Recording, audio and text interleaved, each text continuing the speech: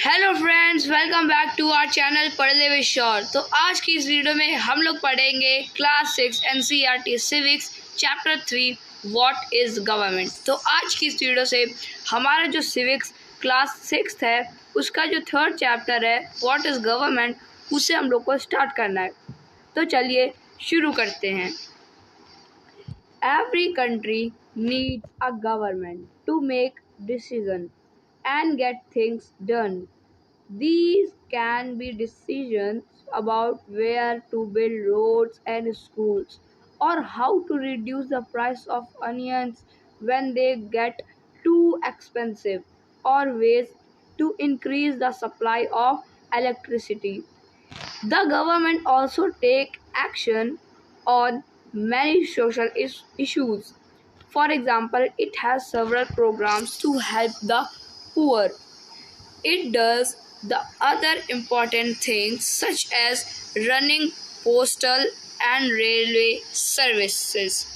तो यहाँ पर क्या है कि हम लोगों को इसमें मेनली जो गवर्नमेंट है उसके बारे में हम लोग इस वीडियो में इस चैप्टर में पढ़ेंगे। तो क्या है कि हर कंट्री यानी कि सारी कंट्री को क्या एक गवर्नमेंट की ज़रूरत, एक सरकार की ज़रूरत होती है। हर कंट्री को सरकार की ज़रूरत आखिर होती क्यों है? क्यों एक देश को, प्रत्येक देश को एक सरकार की ज़रूरत है? उनको अपने देश में सरकार की इसलिए ज़रूरत है ताकि जो सरकार है वो डिसीज़न यानी कि डिसीज़न ले सके, फैसले कर सके कि उनके यहाँ क्या क्या गतिविधियाँ मीन्स प्रोग्राम होंगे। जैसे कि जो सरकार है वो क्या डिसीज़न लेती है कि यहाँ पर रोड बनानी है, यहाँ पर ये वाली बिल्डिंग बनानी है, यहाँ पे स्कूल बनाना है। तो ऐसे जो डिसीज़न होते हैं ये आप या हम तो नहीं लेते, ये तो सरकार ही लेती है। सरकार का काम होता है रोड बनाना, स्कूल्स बनाने, हॉस्पिटल्स बनाना। तो वो तो हम डिसीज़न लेते नहीं कि मेरे घर के बगल में स्कूल, घर के सामने हॉस्पिटल, घर के पीछे रेलवे लाइन। ऐसा थोड़ी ना, सरकार डिसीजन लेती कि यहाँ पर रोड्स बनेंगी, यहाँ पर हॉस्पिटल्स, यहाँ पे स्कूल्स बनेंगे। तो ये फैसले, ये डिसीजंस सरकार लेती है और सरकार का यही काम होता है। और सरकार का क्या काम होता है? वो एक्शन ले सकती है सरकार। कब ले सकती है? जब जब प्याज काफ़ी ज़्यादा महंगे हो जाएं या इलेक्ट्रिसिटी की जो सप्लाई है वो कम हो जाए तो सरकार उस इलेक्ट्रिसिटी सप्लाई को इंक्रीज़ यानी बढ़ाएगी ताकि हर घर में बिजली पहुंच सके।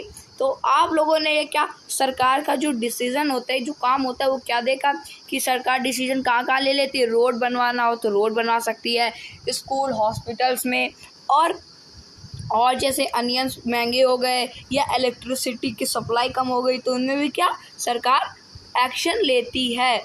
और सरकार और भी कई एक्शन लेती है, जैसे कि सरकार के कुछ प्रोग्राम्स होते हैं। कैसे प्रोग्राम्स? जो कि गरीबों की मदद करने के लिए उनके कुछ डिसीजन होते हैं जिनकी मदद से वो गरीबों की मदद कर सकते हैं। कैसे?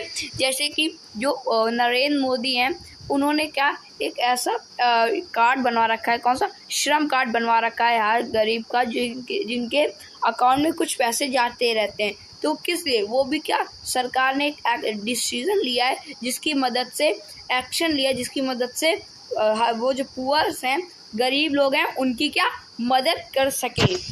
तो the government also has the job of protecting the boundaries of the country and maintaining peaceful relations with other countries. It is responsible for ensuring that all its citizens have enough to eat and have good health facilities. When there are natural disasters like the tsunami or an earthquake, it is the government that mainly organizes aid and assistance for the affected people. If there is a dispute or if someone has committed a crime, you find people in a court. Courts are also part of the government.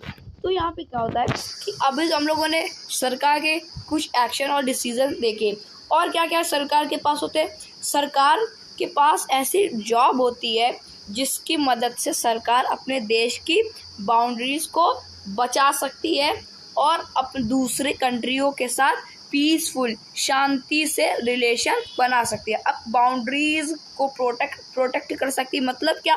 मतलब ये कि सरकार, यानी कि सरकार के पास ऐसी jobs, कौन सी? सेना की जॉब्स, डिफेंस की जॉब होती है जिनको सरकार देती है लोगों को, और वो लोग जब डिफेंस ज्वाइन करते हैं और अपने देश की जो बाउंड्रीज़ है, इंटरनेशनल बाउंड्रीज़, यानी कि जो बॉर्डर है उसे क्या सेफ रखे, ताकि जो दूसरी कंट्री है वो हमारी कंट्री में ना घुस जाए।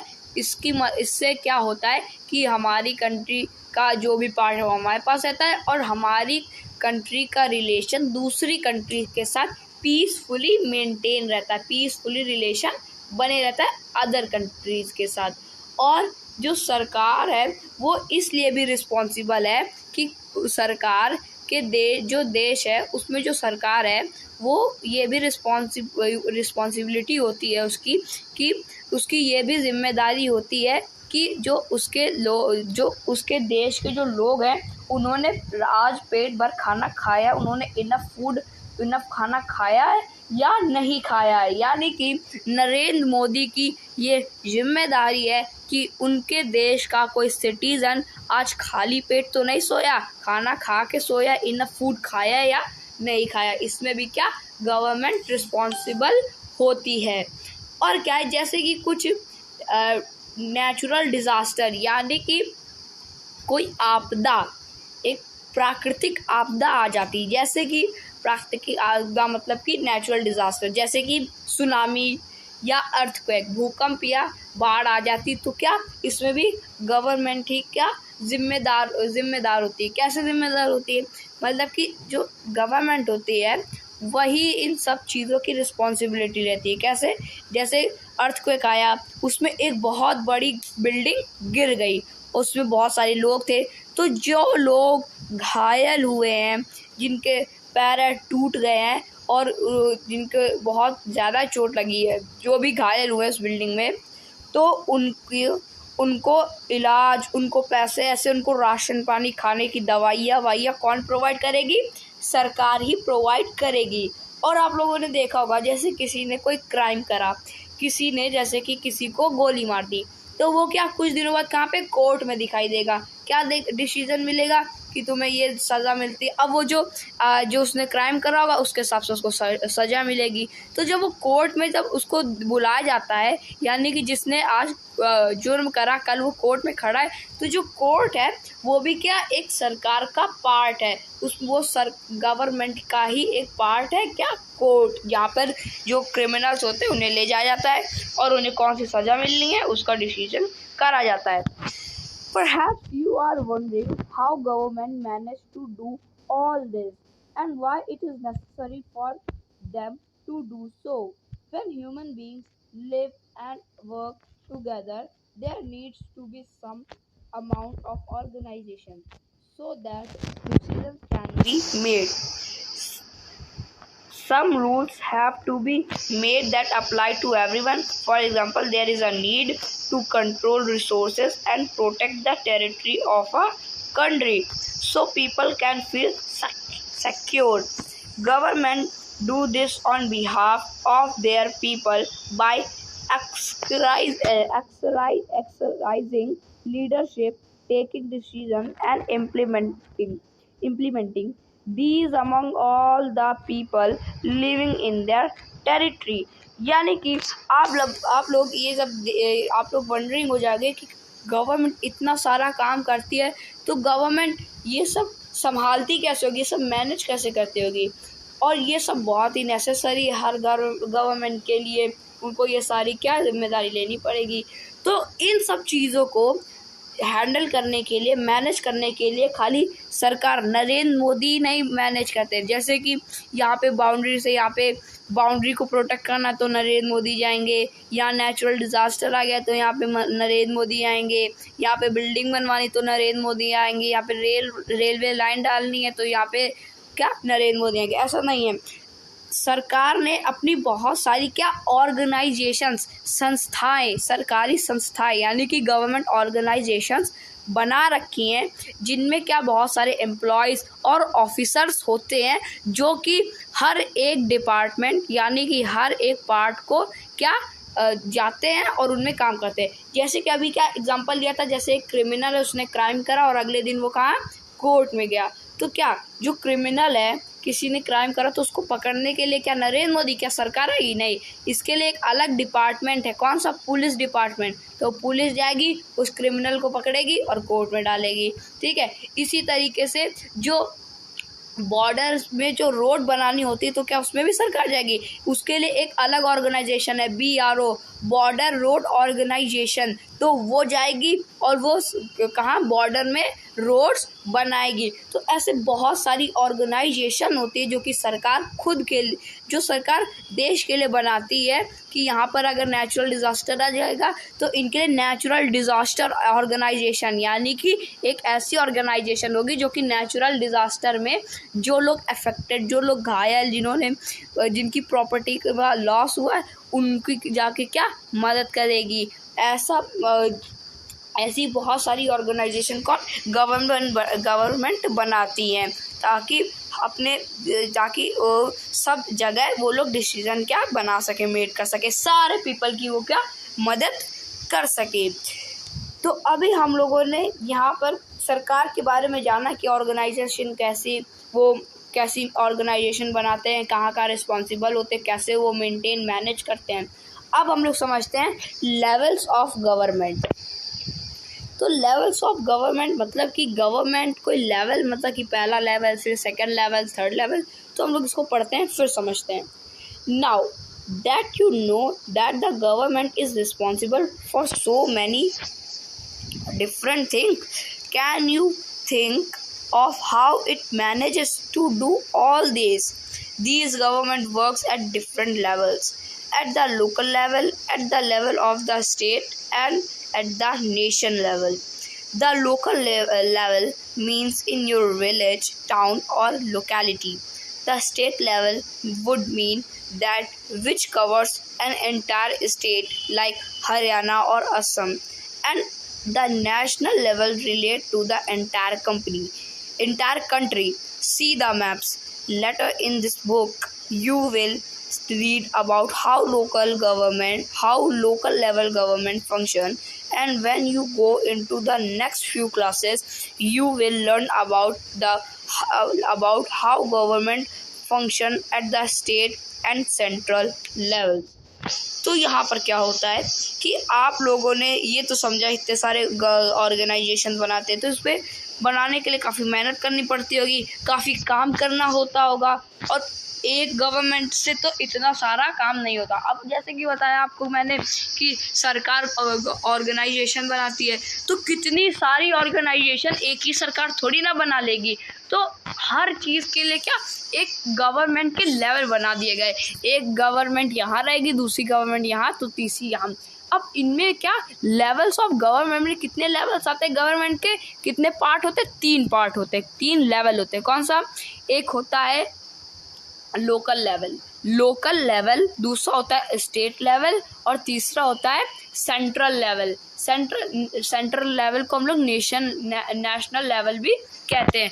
तो लोकल लेवल, स्टेट लेवल और नेशनल लेवल मतलब क्या होता है इसका? तो अब समझिए, लोकल का मतलब पता ही चल रहा है कि लोकल के आदमी। लोकल, अब आपने बोला होगा ये लोकल के आदमी है। लोकल के आदमी मतलब कि यहीं लोकल हमारे घर के पास ही रहते हैं, यहीं पे इसी जगह रहते हैं। अब लोकल गवर्नमेंट यानी कि ऐसी गवर्नमेंट जो इसी जगह की हो। अब समझिए, जैसे कि आपका कोई गांव है, आपका कोई विलेज है या आपका कोई टाउन है, तो उस टाउन में क्या एक लीडर होगा जिसको आप लोगों ने वोट दिया होगा, या आप किसी सिटी में रहते हो और उस सिटी का मेयर कोई एक पर्सन है। वो कौन सी गवर्नमेंट है? वो लोकल गवर्नमेंट है, यानी कि ऐसी गवर्नमेंट जो कि विलेज या टाउन में या आपकी लोकेलिटी में है, तो वो कौन सी? Local government. जो कि जैसे कि आप लोगों ने बहुत सुना होगा कि प्रधान जी, तो वो प्रधान जी कौन? ये लोकल गवर्नमेंट में आते हैं, लोकल लेवल ऑफ गवर्नमेंट में। फिर कौन सा? State level government. अब स्टेट लेवल मतलब कि राज्य, अपने राज्य के अंदर कौन सी गवर्नमेंट है उन्हें। तो राज्य मतलब कि स्टेट लेवल गवर्नमेंट में कौन, जैसे यूपी में कौन है, योगी जी, आदित्यनाथ योगी। तो ये कौन सी गवर्नमेंट बनाते हैं, ये है स्टेट लेवल गवर्नमेंट। यानी कि स्टेट में जो भी डिसीजन लेने हैं वो कौन लेगा, वो लेंगे योगी आदित्यनाथ। क्यों, क्योंकि वो क्या सीएम है कहाँ के, यूपी के, और यूपी स्टेट लेवल गवर्नमेंट में क्या वो सीएम है। तो क्या, तो वो स्टेट में जो भी डिसीजन लेना होगा कि यहाँ पर लॉकडाउन लगा दो, यहाँ पर कर्फ्यू है तो यहाँ पे बंद कर दो, ऐसा जो कुछ भी करना होगा, यहाँ पे सड़क बनानी है कानपुर में, लखनऊ में बिल्डिंग बनवानी है, हॉस्पिटल बनवाना है, तो कौन डिसीजन लेगा, वो यूपी के स्टेट गवर्नमेंट लेगी। फिर आती है नेशनल गवर्नमेंट, यानी कि ऐसी गवर्नमेंट जो कि पूरे देश में क्या डिसीजन ले सके। जैसे कि अब दिल्ली में कौन बैठा है, नरेंद्र मोदी, वो क्या है, पीएम, यानी कि नेशनल गवर्नमेंट, सेंट्रल गवर्नमेंट, यानी कि पूरी गवर्नमेंट में वो डिसीजन ले सकते हैं पूरे नेशन में।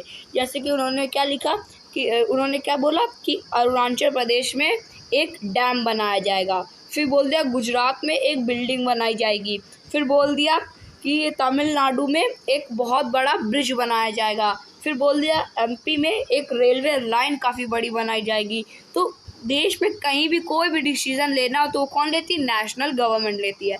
अब इसको हम लोग सिंपली एक बार और रिवाइज कर लेते हैं। जैसे कि local level of government, local क्या करती है कि गांव है, गांव में क्या बनाना है, गांव में रोड बनवानी है, तो कौन डिसीजन लेगा, आज के प्रधान जी कौन से, लोकल गवर्नमेंट। अब स्टेट में क्या, अब स्टेट के अंदर स्टेट में कुछ भी करना, लेकिन अगर स्टेट के अंदर कोई भी डिसीजन ले रहा है तो कौन लेगी, स्टेट गवर्नमेंट बोल देगी कि यहाँ लॉकडाउन लगा दो, यहाँ बिल्डिंग बनवा दो, यहाँ रेलवे ट्रैक बनवा दो, यहाँ रोड्स बनवा दो, तो ये कौन लेगा, अगर स्टेट के अंदर हो रहा है तो वो स्टेट गवर्नमेंट लेगी।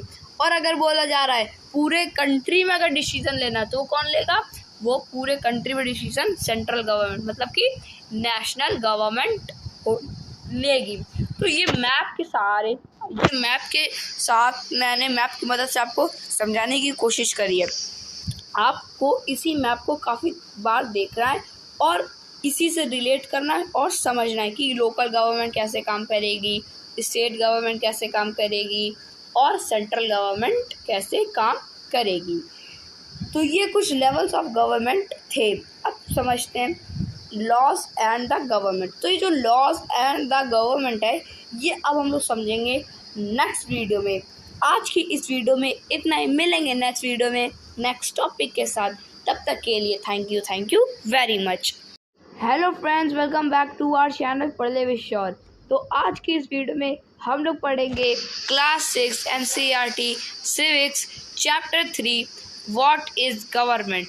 तो आज की इस वीडियो से हम लोगों को जो हमारा टॉपिक है लॉज एंड द गवर्नमेंट, इससे स्टार्ट करना है। तो इसके पहले वाले वीडियो में हम लोगों ने लॉज एंड द गवर्नमेंट के पहले वाले सारे टॉपिक कंप्लीट कर लिए थे। आज की इस वीडियो से हम लोग को ये स्टार्ट करना है। तो चलिए शुरू करते हैं। The government makes laws and everyone who lives in the country has to follow these. This is the only way government can function.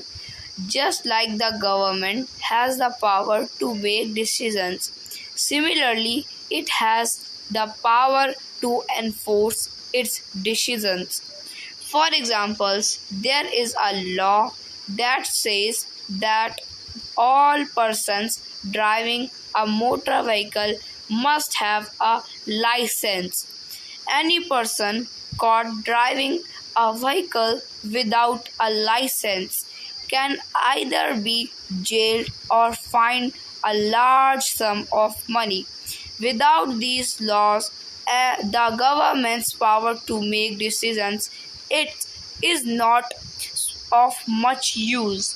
यानी कि जो गवर्नमेंट्स है वो क्या बहुत सारे लॉज बनाती, बहुत सारे क्या कानून बनाती है जनता के लिए, ताकि जो लोग हैं, जनता जो है, पब्लिक, उन लॉज को क्या फॉलो कर सके।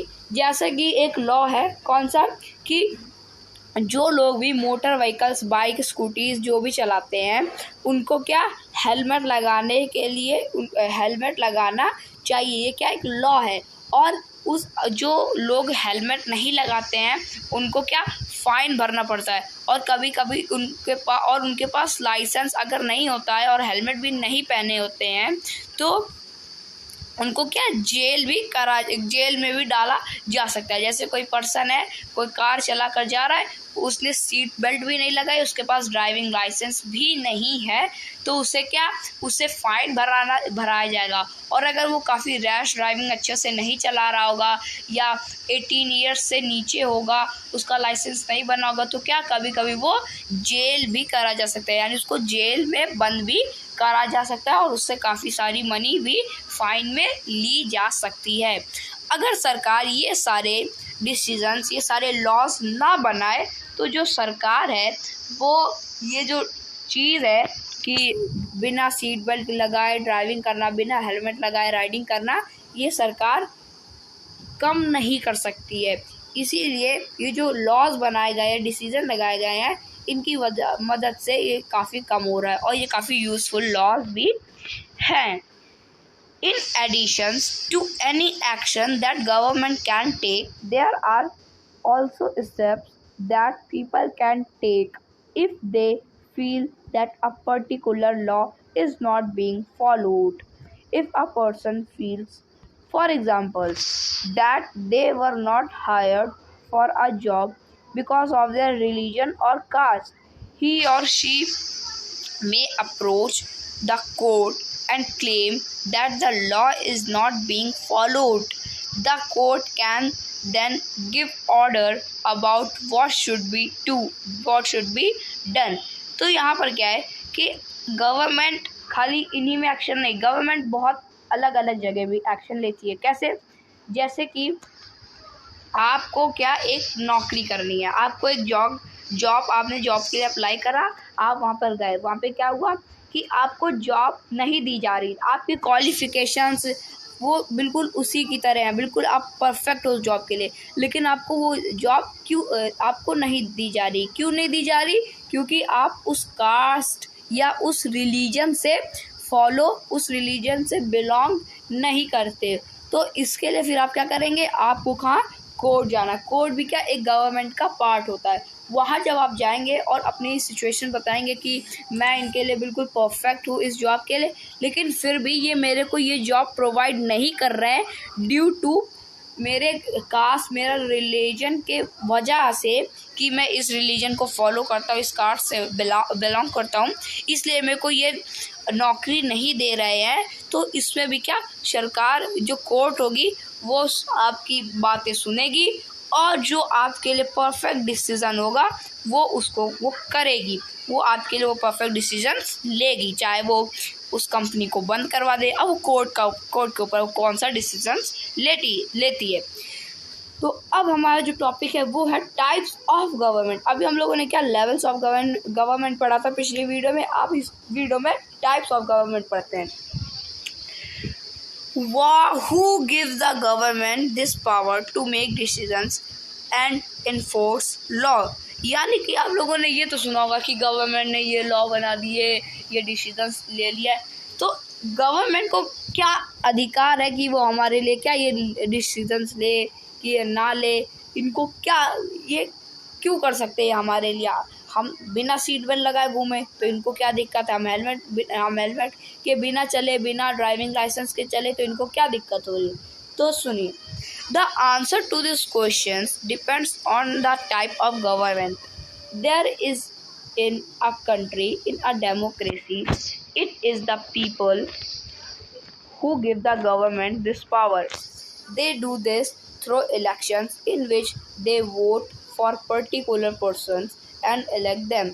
Once elected these persons from the government in a democracy, the government has to explain its action and defend its decisions to the people. Another form of government is monarchy. The monarch, king or queen, has the power to make decisions and run the government. The monarch may have a small group of people to discuss matter with, but the final decisions making power remains with the monarch. Unlike in a democracy, kings and queens do not have to explain their action or defend the decisions they take. तो अब इधर समझिए कि उनको क्या, वो क्यों हमारे लिए डिसीजंस लेते हैं, वो क्यों, आखिर उनको हमसे क्या मतलब, वो हमको बचाने के लिए क्यों डिसीजन लेते हैं। तो सुनिए, तो जो ये जो लोग नेता वेता है, ये अपने आप तो आते नहीं हैं, तो इनको कौन, जनता चुनती है। पब्लिक इनको क्या चूज करती है, इलेक्ट करती है। यानी कि जब इलेक्शन होते हैं तो आप लोग क्या वोट डालते हो, आपका जो मनपसंद लीडर होता है आप उसको क्या वोट डालते हो, और अगर वो जीत जाता है तो आप उसको जिताते हो वोट डाल के। तो अब आपने एक लीडर है, उसको आपने क्या वोट डाला, और वो वोट से क्या जीत गया, इलेक्शन में लोगों ने उसे चूज करा, तो वो क्या इलेक्टेड पर्सन, यानी कि वो वोट जीत जाएगा। और अगर वो एक बार वोट जीत जाएगा तो वो क्या गवर्नमेंट में आ जाएगा, वो क्या रूल करने लगेगा। और ऐसा क्या होता है, देखिए दो टाइप की क्या गवर्नमेंट होती है, कौन सी, यहाँ पे है एक मोनार्की और एक क्या है, और एक है डेमोक्रेसी। तो डेमोक्रेसी में क्या होता है कि जो पीपल होते हैं, जो लोग होती है, पब्लिक, वो वोट डालती है, अपने मनपसंद लीडर को चुनती है, और फिर क्या, जो जैसे कि ये लीडर मनपसंद है मेरा, तो मैं इसको वोट डालूंगा और इसे जिताऊंगा। तो ये तो डेमोक्रेसी में हो गया कि डेमोक्रेसी में क्या सरकार चुनती है कौन लीडर बनेगा, और सरकार जो चुनती है, मतलब कि जो पब्लिक चुनती है, और उसमें क्या एक पर्सन सरकार में आ जाता है, और वो पर्सन ही क्या आप लोगों के लिए क्या डिसीजन बनाता है। और एक और क्या टाइप है गवर्नमेंट का, वो है मोनार्की। मोनार्की में क्या होता है कि मोनार्क में राजा या रानी डिसीजंस लेते हैं, यानी कि उसमें कोई पर्सन नहीं होता जिसे आप लोग चुनते हो, उसमें पहले से क्या राजा और रानी का शासन होता है। उसमें राजा आपके लिए या रानी आपके लिए क्या डिसीजन लेती है कि आपको ऐसा करना है और ऐसा करना है। डेमोक्रेसी में कोई राजा रानी नहीं होती हैं।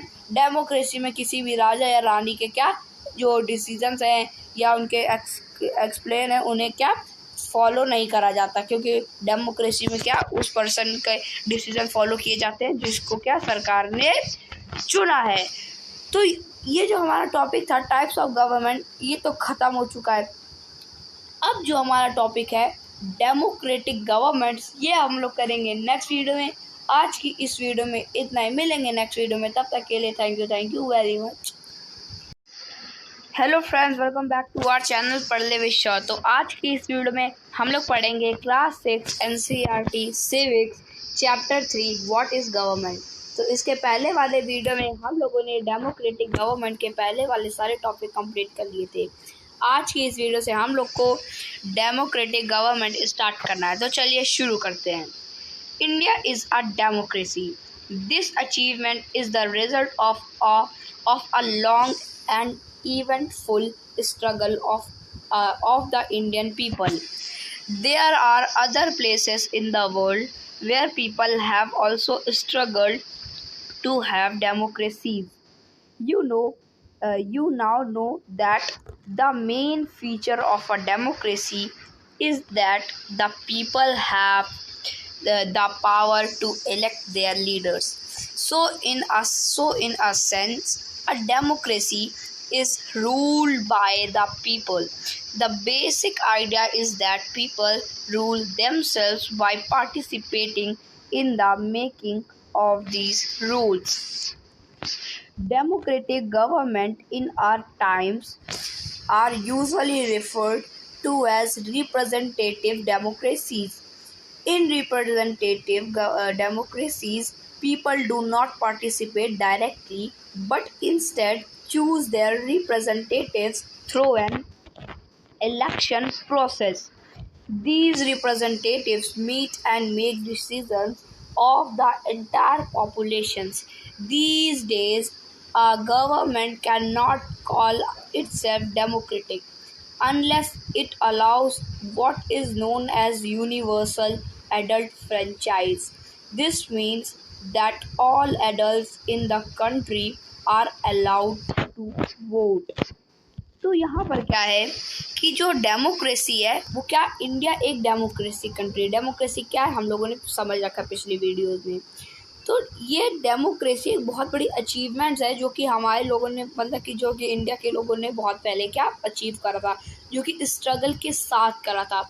ऐसे वर्ल्ड में बहुत सारे देश हैं जिनके पीपल्स ने क्या स्ट्रगल करा, उनको मोनार्की से लेकर के डेमोक्रेसी या कम्युनिस्ट से लेकर के डेमोक्रेसी में कन्वर्ट करने के लिए बहुत स्ट्रगल के बाद उन लोगों में क्या डेमोक्रेसी हुआ। तो डेमोक्रेसी के एक मेन फंक्शन क्या होता है, डेमोक्रेसी का फंक्शन ये होता है, डेमोक्रेसी के फंक्शन ये होते हैं कि जितने भी लोग हैं वो पार्टिसिपेट कर सकते हैं क्या इलेक्शंस में, और पीपल उन्हें चूज़ करेंगे, और उन्हें क्या पीपल जब उन्हें चूज़ करेंगे तो वो इलेक्शन जीतेंगे और क्या रूल करेंगे, अगर जनता उन्हें चूज़ करेगी तब। तो डेमोक्रेटिक गवर्नमेंट में क्या होता है कि जो लोग होते हैं वो मेनली